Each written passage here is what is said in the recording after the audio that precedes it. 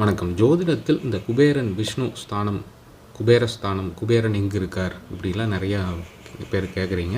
இப்போ ஜெய்மினி மகரிஷி அவருடைய ஜெய்மினி உபதேச சூத்திரங்களில் என்ன சொல்லியிருக்கார் அப்படின்னா, ஒரு ஜாதகத்தில் சூரியன் தான் கிவர் ஆஃப் வெல்த். அப்போ சூரியன்லேருந்து 4ஆம் அதிபதி யாரோ, சூரியன் அமர்ந்த இடத்துலேருந்து 4ஆம் வீட்டுக்குரிய அதிபதி யாரோ அவர் தான் செல்வத்தை கொடுக்கக்கூடிய கிரகம், குபேர கிரகம், விஷ்ணு கிரகம், பெருமாள் அப்படின்லாம் எடுத்துக்கலாம். அப்போது உதாரணத்துக்கு மேஷத்தில் சூரியன் ஒருவருக்கு உச்சமாயிருக்கு. அப்போ இதை 1ஆம் பாவமாக வச்சு 1, 2, 3, 4, 4ஆம் இடம் கடகம், இதோடைய அதிபதி சந்திரன். அப்போ சந்திரன் தான் செல்வத்தை ஈட்டக்கூடிய கிரகம், அதுதான் குபேரன்.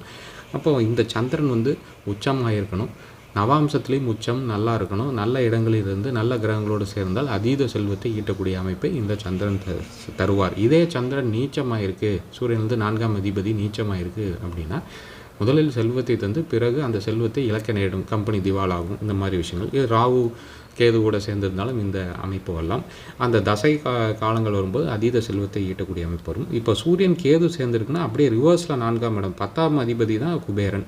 இதே இந்த சூரியன் அமர்ந்த வீட்டுக்கு அதிபதி பரிவர்த்தனை இருக்குன்னா அந்த பரிவர்த்தனை ஆன இடத்துலேருந்து 4ஆம் வீட்டு அதிபதியை நம்ம கணக்கில் எடுத்துக்கொள்ள வேண்டும். நம்ம சேனல் சப்ஸ்கிரைப் பண்ணி பாருங்கள். புத்தாண்டு நல்வாழ்த்துக்கள்.